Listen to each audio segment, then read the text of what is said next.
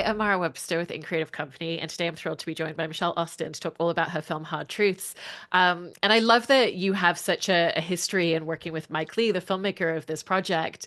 And he obviously notoriously works in a very unique way with his cast, which is so collaborative and incredible. And I was interested in just your reflection of looking back to the first time that you came onto a project and worked with him and kind of discovered his process compared to coming into this film and the way that you have this real shorthand together and you just really know what to expect from what that's going to look like.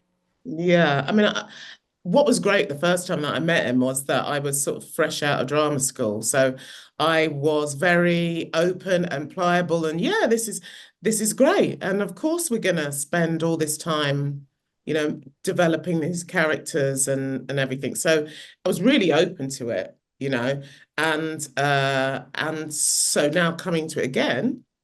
And actually, to be honest with you, yeah, working with him all those years ago has completely informed how I work as an actor, from the last sort of 30 years. But coming to it again, it's like putting on some old shoes. I mean, to say that though, it's still like hard work, because obviously there is no script. You don't start with a script. You don't know what your part's going to be.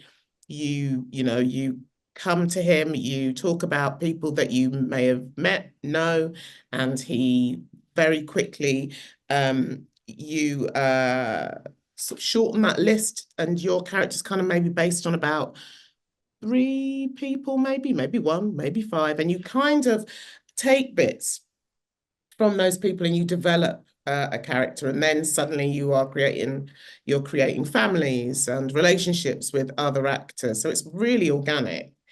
It is also very time consuming, which is why his rehearsal process is so long. So yeah, you're sort of rehearsing up until where the film starts, if you like. But I love the way he works, and there's nobody else like that. And it's a ball.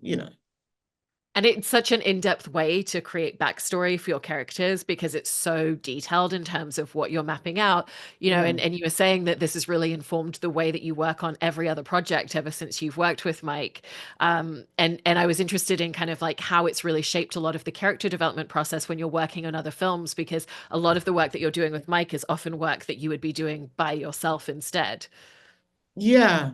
I mean, I suppose it's about making decisions about your character. When you're doing script work, I guess it's about basing it in truth, basing it on real people. Because I think sometimes when you're doing a script, when somebody just hands you a script, you kind of the full story, and you go, ah, yes, well, my character is doing this, and this sort of informs this other bit of the story, you know. Whereas when you're working with Mike, you don't know anything. You only know what your character knows. As in life, we only know what we know. I don't know where you're going to go later unless you tell me, and then you might even be lying. So, and that in itself is a story, right? So, I suppose when I get scripts, it's about fleshing out those characters so that they are based in a truth. Like, where do they live? What do they eat? What's their family like? How do they walk? Where do they shop? All the thing, is trying to be a bit more specific. Now, obviously it depends on the script that you're being given. Some of these things it's harder than others, to sort of do that work on. But definitely, I think it has helped me working with Mike and working that way to sort of base characters on real people, and trying not to act, as it were. I mean, I'm very aware that talking about acting can be excruciating. It can sound excruciating. So I'm sort of really, I apologize for that. I mean, you're really treading a very fine line, but and I don't want to be that guy, but yeah, it's certainly that working with Mike has sort of has helped me a lot. Yeah. No, I appreciate the British sensibility of like, oh no, I'm talking about the thing. Yeah, yeah, the craft. Like, I'm like, there'll be some of my British mates that would be like, oh, Michelle. Like, like one step away from swishing my scarf.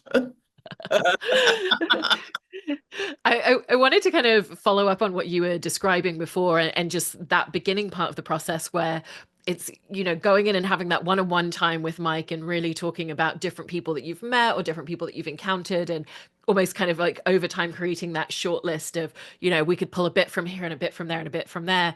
And with this final version of this character being Chantel, I was curious if you kind of remember some of the details that you started pulling into play along the way throughout that discussion.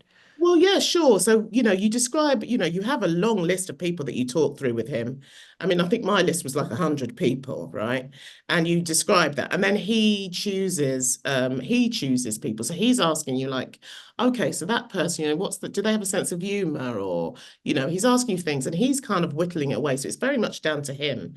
I don't choose who my character is based on. So the people that we landed on had very particular things in common, I guess. And I mean, certainly you kind of go, well, that person has a kind of interesting take on like, how they dress, or, that person has a very particular laugh, and, you might take a bit of that, and that person has a very interesting walk, and, I really feel like I can do something with that. So, but, it really does come from him, you know. And then as you go along, and as you move along and you're fleshing out the character, it they become a thing in themselves because you're interacting with other people. So it's sort of like they are very much a starting point. Those three people or those five people are very much the starting point. But then, Chantel takes on a space all of her own, and then you develop and you find things within that, because obviously, very early on, I was working with Marianne, so she has a sister who acts in a certain way, and once you sort of develop those relationships, then it sort of that creates another kind of uh tension. But I mean, there were certain things that came out that I had, I had fun with, and we used to sort of, me and Mike used to have a laugh with, and the one thing that makes me howl still to this day, and it's so fleeting in the film, and it gives me joy that it still gets a little bit of a laugh. It gets a laugh. Is this massive water bottle, and I don't know why, but there is just a thing about, I think a lot of hairdressers drink inordinate amounts of water, and I'd seen it like with my own hairdressers, um, and it just gives me the most joy. It's like all those little observations, because when that gets a laugh in the cinema, I think, oh yeah, you've all noticed that too, right? The ridiculous bottles of water. So yeah, it's just about being observant, isn't it? And and picking little bits. Yeah, it's just all those little pieces of texture that kind of Yeah. build out into the bigger picture. I know that you also spent some time specifically in hair salons and kind of not just necessarily sitting in the space where they're doing the hair, but kind of sitting in the back area where, how are they talking once the customers leave? And, I think it tells us so much about Chantel and seeing her interact in that environment and seeing how much she leads with empathy, even with people who are coming in as customers of her. There's I think that first scene where we kind of see her like touching her client's shoulder as her client's talking about some things. And so what were some of the aspects that really helped you to find in Chantel through that time that you spent doing that? Well, I think that hairdressers, particularly black hairdressers, are places of refuge. I mean, all, I hate to generalize, but I think for a lot of women, that time, those 2 hours in that salon are really precious. And when you find a hairdresser, your hairdresser becomes your friend. I mean, I know this is a cliche, but it is the truth. It's a cliche because it's true, right? And people and women follow their hairdressers around. I mean, so I was very aware that she is the kind of person that has those relationships with clients. And I certainly know that from my own hairdressers, who I've been with for like decades, but also, from sitting in those hairdressers and having those conversations with people. It was really important to get that right. And it was really important, I think, not to speak for Mike, but I know that he really wanted to get those scenes right because he knows that it's a really specific sort of area for, of Black British life, not even Black British life, but there was just something about that atmosphere. Um, so I'm really proud actually of what we achieved. I mean, yeah, I sat in hairdressers doing the research and people were telling me stuff and I was a bit like, well, I'm just, people were talking about their lives and I was thinking, I'm just an actor. I'm not really a hairdresser. I was sweeping up the hair and I was making the tea because you sort of just want to go into the background a bit and kind of get the feeling for it. But people are really loyal, right? To their hairdresser. And I mean, my hairdressers have like brought me stuff back from the Caribbean, like, and they are the sweetest women ever. Um, so yeah, I think that we did a good job. I hope that's answering your question. I feel like I might have gone off on a strange tangent, but I'm No, sorry. I think there's such great details that you're describing, and you were talking before as well about obviously working with Marianne, and again the two of you have such a history together as well, and I feel like it's really tangible in the relationship that you're able to bring to these two sisters, and so kind of similarly to like working with Mike, how do you feel like that history really helped you, especially during that development process, to really just find the history that was so specific to these two sisters? Yeah, I've known Marianne a really long time. So we worked together in '93 on a play with Mike, and we played Sisters Them. And then after that, I played her friend in Secrets and Lies. I've known her a long time. And we've kind of personally for us we've been through all the things, like having babies and getting married and all of that and her moving to LA and things. So it was really special to be working with her. I mean, there's a lot of trust there.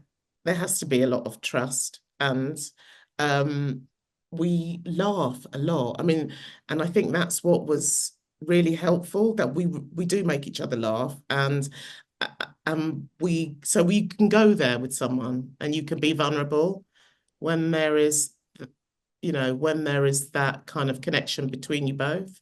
Um, so yeah, that was wonderful. And with Mike also, I mean, understanding the process and knowing what is required was great. And obviously, I was working with younger actors who hadn't done that before, and it can be daunting. I think, he's the only person that works the way that he works. So I hope that I was sort of there as a kind of helping hand because you are asked to be involved in every bit of the process in a way that you're not usually as an actor. People don't tend to ask you when you turn up for your 3 days filming, what your house should look like, what your bedroom should look like, what all these clothes, where everything should be, and you have that much sort of say and involvement when you're working with Mike. And with, so he's got Susie Davis as amazing production designer. And with Jacqueline Durran just doing the costume, it's like you would really have a lot of autonomy, Um, so it's wonderful. It is really wonderful. But and also Mike has got a great sense of humor. So just sort of laughed my way through it, really. But I'm also very aware that my experience was not as oh gosh, it wasn't as hard and it wasn't as hard as Marianne's, let's just put it that way. I was very much going softly. Yeah.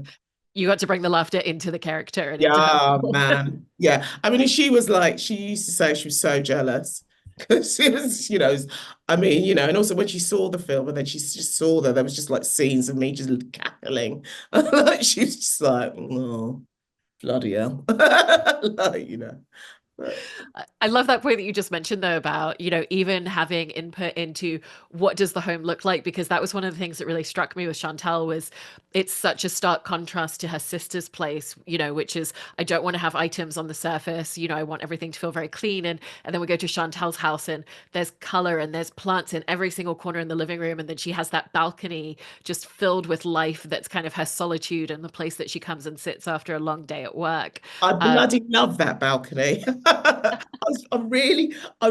you know when I had a real sense that they always had a balcony. And in fact, when we were talking about it, me and the girls, when we were talking about it, we went and we walked around and we chose where they lived and all of that, sort of where we thought it was and what kind of place it was. And we constructed whole things, whole stories to do with balconies, what they did with the balconies, throwing things off because I just think there's something about them that is so they're just open and they're up for like a laugh and they're up for being silly. And I adored that balcony because I did think it's like just to have a little piece of, she has a little piece of world that is hers on her own, full of greenery. And yeah, I loved it. And also what I really love, and I was very, is that she's drinking a beer. Because I just think ladies do like a beer. Some of us do. It's not all Prosecco and white wine.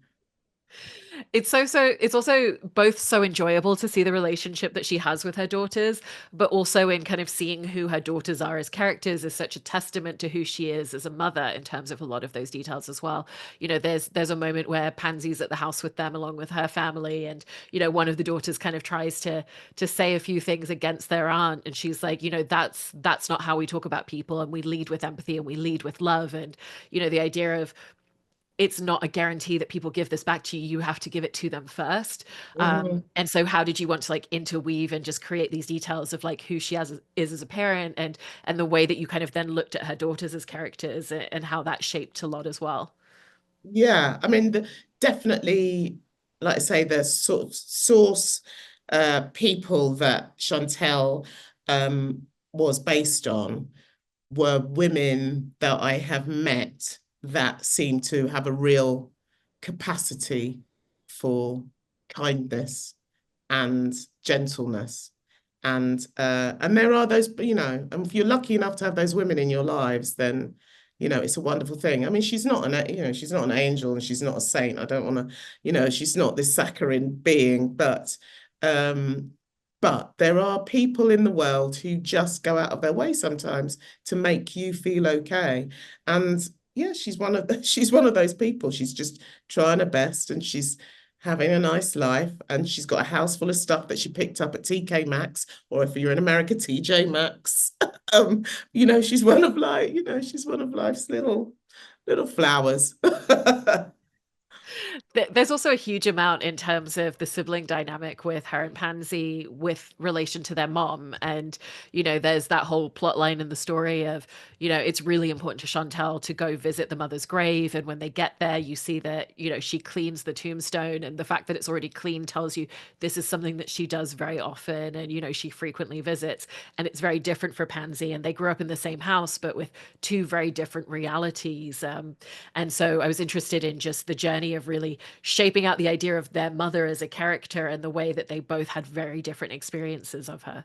Oh yeah, so in all of the creating of the characters, I mean, we created Pearl. She was very real to us, the mum, and you do everything, and when you're plotting through their history, you do everything. The holiday, the family holidays, what they did on a Sunday, who came around for dinner, so she was a real part of our imagination. So I mean, we were so upset when Mike killed her off. We was, when we were rehearsing, we were so upset. Um, I suppose the thing about the thing about the mum is, and I think it's something that happens in all of our families, isn't it? You can all be in the same family, but have a completely different experience of what that is, what that family is. So, and what is that like? Like I've said this before, but we've just come through Thanksgiving and we're about to go into Christmas and all of that. I mean, you can have a whole family around the table and everyone's experience of that holiday is going to be completely different. And also everyone's history about what happened at the last one is completely different. And I suppose that is what is going on for these two sisters, that actually their experience of their mother was and also the perception of their mother is at odds. And I mean, personally for me, what do you how do you go through your family if you might think that you are actually the favorite? And and actually I've said that to some people and they're like, yeah, yeah, I'm the favorite child. And I love that people kind of, they kind of take it on. But actually, if you know that you're the favorite child, like what is that? Do you feel guilty about that? Or, do you deny it? Or, you know, and actually how is it if you feel like it was harder for me? I mean, families are complicated and and you can be in the same room having a completely different experience. But I think what is important about these two sisters is that there is love. And I think that Pansy, you know, Pansy softens. It's the only time she softens, really, isn't it? When she's with her sister. Um, yeah. Go I on also ahead. think I also think there's a lot in terms of Chantal really understands that her and her sister had very different experiences, and there's aspects of her kind of saying things along the lines of like, I know that you shouldered a lot, and kind of really recognizing that. And do you feel like that's also a big part as to why Pansy is able to allow herself to soften a little bit around her, beyond just the fact that they are siblings and they are sisters? Yeah, I think so. I think that's right. But also it's that thing again in families, when you're the elder sibling, and how much responsibility did you have? And were you leaned on too much? So there is that dynamic between the sisters. And and this is what's been really wonderful as somebody who doesn't actually have a sister. What's been really wonderful is that people have come up to us and said, this is like my relationship with my sister, or I know somebody like this. But what has been so wonderful is that people do recognize, those dynamics, that, the eldest ones are sometimes, yeah, leaned on to just do a bit too much, maybe. And sometimes the younger ones do get away with murder because they're the baby of the family. It's still played out into your 40s and 50s. Like those, and we see it, like I say, we see it at Thanksgiving, we see it at Christmas, we see it on Mother's Day, that sometimes these things are still, played out. I mean, I think that a lot of families, especially after the pandemic, when grown children went home and stayed with their parents, then suddenly turned into like, suddenly sort of regressed, didn't they? Like in the family home. I think, that is a kind of universal thing, isn't it? I also wanted to ask a little bit about within this relationship, Chantal just understanding what Pansy has the kind of capabilities and the tools to do emotionally, and what she's not necessarily going to get. Chantal will say I love you, but she knows she's not necessarily going to hear those same exact words back, but she kind of understands Pansy's own language of expression and saying that she cares about her and that they are close. Mm. And so I was just curious about kind of your perspective of how they both have this different language with each other. Yeah, but I think they do have a different language with each other. But I suppose in the work that we do and how, and all of the improvisations and all of the kind of shared history that we talk through, that it's all in there. So you know, uh, you're able to sort of show that. I don't know if I'm answering that the right way. Um, I suppose it's just a character work, isn't it? I think that Chantal is the kind of person who will forgive and who will be there. And she says something in the film that says, she says that you're my only family. And to her, that's the most important thing that, and actually she can kind of bat away all of the pansy isms and the ongoing commentary. She can kind of deal with it because I suppose you find out later in the film part of the reason why she is the way she is. And of course, Chantal knows part of the reason why she is the way she is. And she's able to forgive it, and she's able to work around it, and I think that she knows that she is the source of love in her life. She knows that. Chantel knows that. There's also a moment between the two of you in particular that I wanted to ask about, and it's a moment where Pansy's sitting there and she's kind of been much more quiet and inward, and then she starts laughing, and then that laughter turns into tears, and you just the camera kind of comes over to you and Chantal, and just seeing in your performance the way it's so affecting of just watching her sister have this moment of breaking down a little bit and breaking down in front of the rest of the family. And I just wanted to ask about, kind of the emotional layering and the experience of filming a moment like that. Well, I mean, it's so upsetting. I mean, it is that thing when you're so shocked in life, when you're so shocked by somebody's that the force of something that you're not used to, and that emotion. I mean, I thought it was. I remember when we were doing the improvisation. I mean, there was. Well, I think we were stunned. We were all stunned, as you are sometimes when somebody who doesn't breaks. Um, but also, I think what that scene shows is how helpless they all are in the face of it, because actually only you can sort of pull yourself out of certain situations. Um, I mean, it was hard. It was hard. It's one of those things, isn't it? It's really difficult to see somebody you love upset. And like I say, obviously we're in character. I'm not playing myself, and Marianne isn't playing herself. Um, but certainly there's sort of years of, of love and understanding between us. So it was, yeah, sort of I found it very affecting and very upsetting. I mean, I have to honestly say that day, that day, there was an awful lot of laughter in the green room, offset to kind of counterbalance just how tense it was in that little flat, which was a really little flat, really little, really hot, full of things. So uh, yeah, there was a lot of laughter to kind of counterbalance just how grim it was. But you as an actor, and again, trying not to swish my actorly scarf and talk about the craft. Uh, but as an actor, you are working with people that are at the top of their game, and they are brilliant character actors, so it's not hard. It's not hard to be in it.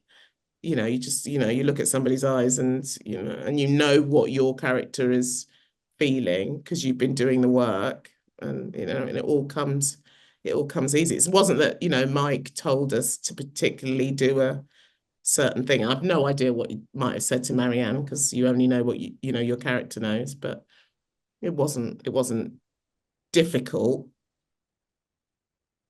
Well, it's a beautiful performance throughout the film, so congratulations on that. Thank you so much. I appreciate it so much. Oh gosh, thank you so much. I really hope that I answered your questions. I sometimes worry that I waffle. But I hope it's really great questions. So thank you so much.